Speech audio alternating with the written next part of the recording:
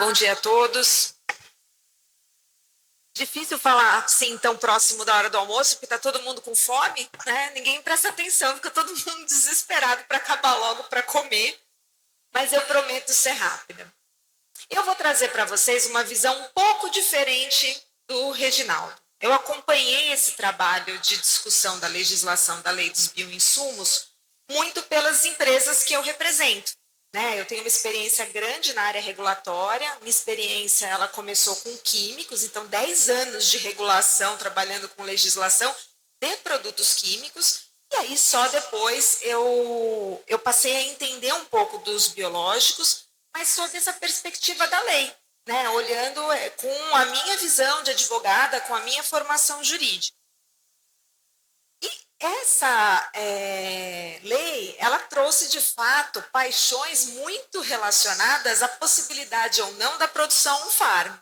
E eu vou dizer que ela começa exatamente aqui na Portaria 110 de 2020. A discussão era tão grande e a indústria era contrária, de fato, à produção on-farm, ela se baseava no fato de, olha, como é que você multiplica o meu produto? Você multiplica o meu produto sem os produtos não têm patente, não tinha proteção de dados, mas era um produto comercial que estava sendo multiplicado. Então, as indústrias elas se sentiam incomodadas com isso. Quando a gente fala em indústria, a gente está falando de uma gama de representações. Então, tem empresas, o Reginaldo citou aqui a CropLife, é uma associação de empresas, mas a gente tem outra parte da indústria. A gente tem o sindicato das indústrias, a gente tem a AENDA. Então, existe vários lados nessa indústria, e essa indústria não tinha um posicionamento uniforme em relação ao on-farm. Fato é que a Portaria 110 veio como uma regulamentação do Ministério da Agricultura sobre a produção on-farm. Ela foi colocada em consulta pública e as empresas, a sociedade, os produtores poderiam se manifestar sobre isso. O que ela dizia? Olha, a produção on-farm é uma atividade de baixo risco. Se ela é de baixo risco, ela tem que ser regulamentada dessa forma, como uma atividade de baixo risco. Houve uma discussão muito grande em relação a isso. Várias entidades de produtores trabalharam firmemente para ter uma regulamentação com o objetivo de ter uma segurança jurídica. Então, acompanhei o trabalho da ProSoja ali, defendendo, olha, vamos regulamentar, tem que fazer. E a indústria, por outro lado, dizendo, não, mas essa regulamentação é uma regulamentação pífia, é de baixo risco, mas cadê o responsável técnico? De onde vai tirar o inóculo? Não pode ser dessa forma. Um debate muito grande. Como tudo que acontece no Brasil, o debate vai para onde? Quando não dá certo no executivo, ele vai para o legislativo. E foi lá que a gente teve esse embate que o Reginaldo comentou, em relação ao projeto de lei 658 e ao 3668. Eu não acompanhei a construção do 658, mas eu acompanhei a do 3668. Então, se discutia muito, olha, vamos trazer uma regulamentação mais robusta, vamos regular o recolhimento das embalagens, a indústria colocando uma série de pontos em relação à regulamentação. O 658 não trazia nada disso. O 658 tinha por objetivo, de fato, regulamentar a produção de farm. E aí é que vem a história bonita, Porque, assim, nessa discussão 658, 3668, houve uma aproximação, de fato, da indústria com os produtores. Houve o que eu chamo de ouvir, Começou a se discutir, então tá bom, mas peraí, onde a gente pode chegar? Qual que é o meio termo? Como é que a gente faz para ter uma regulamentação que seja boa para todo mundo? Essa regulamentação acabou sendo, os dois projetos de lei foram unificados. O Sérgio Souza teve um papel de destaque, de fato, nesse relatório, na discussão de um relatório que fosse comum a todo mundo. E aí a gente ganhou de presente de Natal a Lei 15070. O que essa lei tem de vantagens para a gente? A segurança jurídica. Não só a segurança jurídica da regulamentação on-farm, mas a segurança jurídica das empresas também. Por quê? Durante muito tempo, o registro foi feito como se fosse de um produto químico. Durante muito tempo, não, ainda é feito, porque a gente tem um período de transição da 15070 e os registros continuam exatamente o mesmo, sendo feitos da mesma forma. Ela trouxe a segurança jurídica por quê? A regulamentação dos produtos, do registro, da forma de registrar bioquímico, fitoquímico, agentes de controle, ela estava sempre regulada em portarias. A gente veio dizendo, olha, não, existe uma lei específica e esse produto vai deixar de ser um agrotóxico e vai passar a ser um bioinsumo. Vai estar dentro da categoria de bioinsumo. O novo marco regulatório, ele tem lá uma disposição que diz que ele vai ser aplicado, inclusive, para os estados. E é super bacana, porque a gente tinha um problema muito grande, que é quem fiscaliza a produção farm? Quem olha para a produção farm? Ficava uma discussão, não, produção é a federação, é o Ministério da Agricultura, não é um órgão de fiscalização estadual. Ninguém queria pegar, vai ser aqui ou vai ser ali? Ficava essa discussão muito grande. A nova lei também traz a aplicação da Lei 15.515, que é a lei do autocontrole, que é uma lei que o Ministério da Agricultura trabalhou profundamente e que traz um conceito de fiscalização, de regulação, muito mais voltado para o administrado, para a forma como o administrado se comporta perante a administração pública, se apresenta, se organiza, do que o próprio Estado regulador. A nova lei traz também uma possibilidade de simplificação de registros de produtos similares. Quando eu trabalhava exclusivamente com produtos químicos, eu acompanhei muito a discussão dos produtos, do registro de produtos genéricos, que foi uma bandeira da AENDA. A AENDA discutiu muito isso, dizendo, olha, precisa entrar no mercado. Já tinha previsão na lei, já tinham se passado mais de 6 anos e o registro de produtos genéricos não emplacava. O governo não soltava. Quando os genéricos entraram, a gente teve uma redução de preços muito grande, então foi algo muito benéfico, mas foi uma luta para fazer com que os registros dos produtos genéricos pudessem acontecer. Centralização de competências que eu falei para vocês e a regulamentação da produção on-farm. Mas é claro que a gente tem desafios, né? E nós estamos vivendo esses desafios. O período de transição é um desafio muito grande, né? A gente está numa fase dessa necessidade de regulamentar. A Lei 15.070, ela em diversos dispositivos remete para regulamento. A gente não tem esses regulamentos, eles precisam ser construídos. Então, além do decreto, a gente precisa pensar em toda a estrutura, todas as portarias, tudo isso está sendo refeito.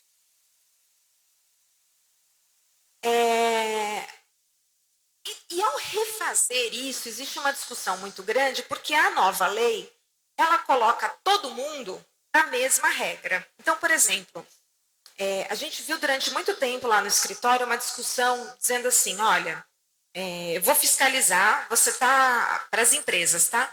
Você está vendendo um produto com um claim de controle de pragas. Mas o registro dele não é para controle de pragas. O registro dele é um micro-organismo, ele está registrado como um produto para nutrição, como um inoculante. E o registro para inoculante era muito mais fácil, muito mais rápido do que um registro de um defensivo agrícola de origem biológica. Então, o fiscal virava e falava assim, olha, se você está fazendo essa venda com o claim errado, eu vou te autuar. Beleza. Daqui a pouco começou a ficar assim, olha, você está registrando esse micro-organismo, você não está fazendo o claim da venda, tá tudo bem, mas se descobriu que aquele micro-organismo que você está vendendo para nutrição, ele também tem efeito de controle. Então, eu vou te multar porque você não tem o registro dele como agrotóxico. A coisa começou a evoluir de uma tal maneira que ficava assim, eu estou lá ou eu estou cá? Qual é a legislação que eu vou seguir?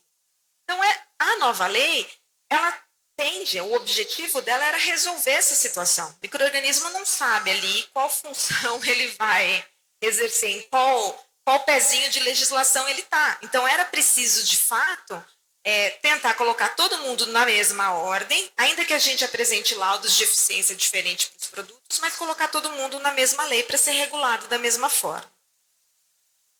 A questão da redefinição de competências é muito difícil.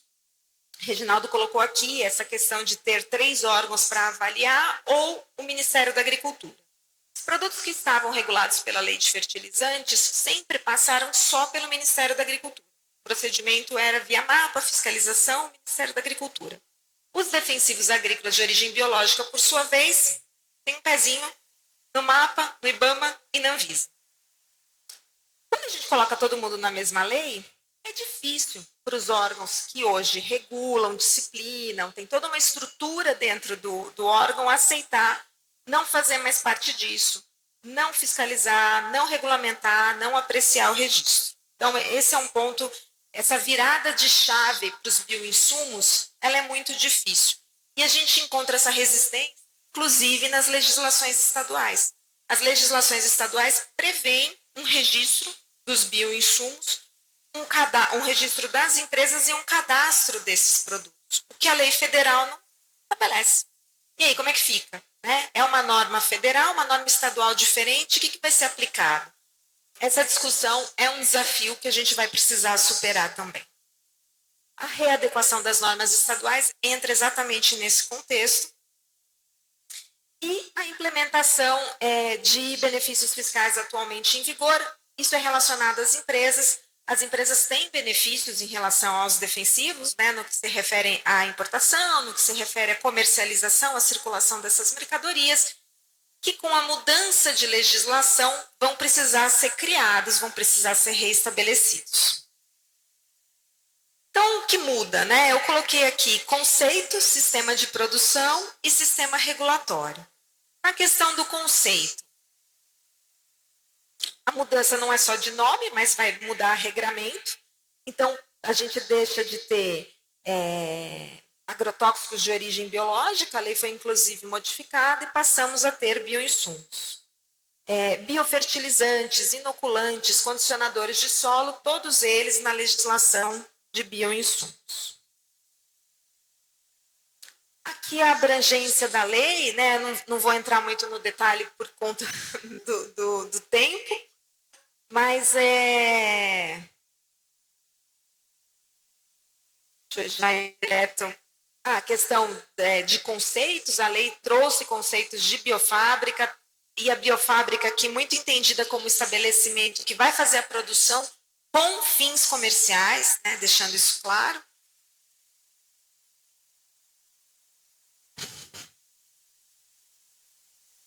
Vou passar mais um pouquinho aqui. Eu acho que a apresentação acabou desformatando aqui para vocês, né? Peço desculpas.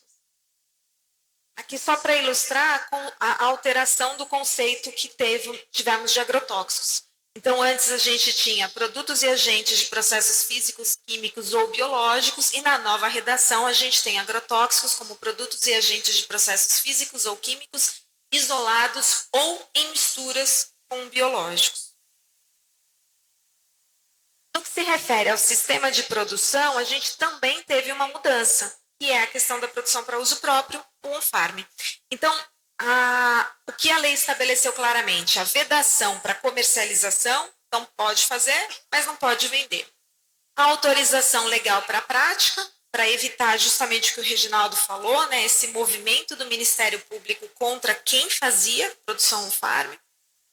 A dispensa de registro da unidade de produção, ela foi substituída por um cadastramento, e esse cadastramento vai ser objeto de regulamentação.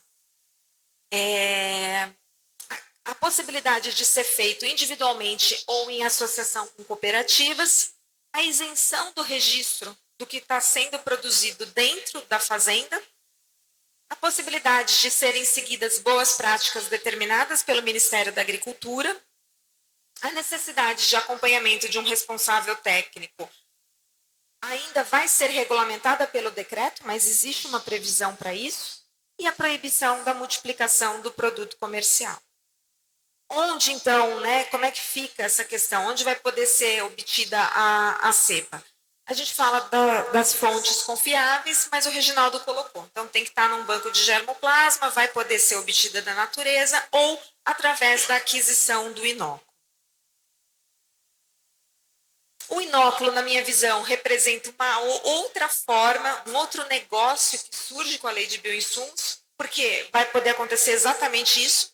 A empresa vai poder fazer o registro do inóculo para que ele seja multiplicado de forma de on-farm. Hoje, algumas empresas têm registro de produtos de defensivos agrícolas de origem biológica, mas esse registro não permite a multiplicação on-farm. Né? Mesmo que a empresa queira, mesmo que ela colocasse no rótulo lá, permitida a multiplicação on-farm, não era possível isso do ponto de vista regulatório. Agora, com a nova legislação, vai ser possível, mas a gente precisa da regulamentação da lei. Eu vou pular aqui, eu tenho 5 minutos, e eu ia comentar um pouco sobre o registro, mas eu quero falar para vocês de uma outra coisa, que é esse day after aqui.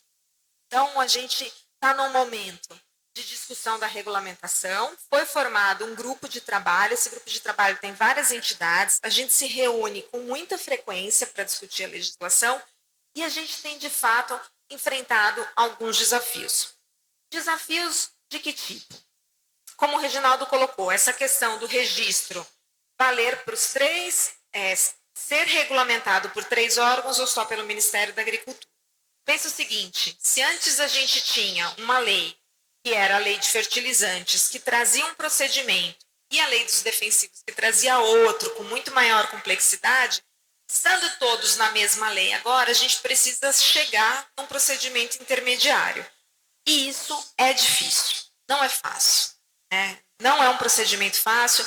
A gente tem visto aqui, teve uma primeira reunião no dia 24 de junho, depois teve uma outra reunião em 10 de julho. A última reunião que nós tivemos foi a de 2 de setembro, em que a gente ainda percebe muita gente querendo mudar o que ficou na lei através do decreto, que é ilegal, e essa grande discussão de, olha, eu vou abrir mão de competência, não vou abrir mão de competência.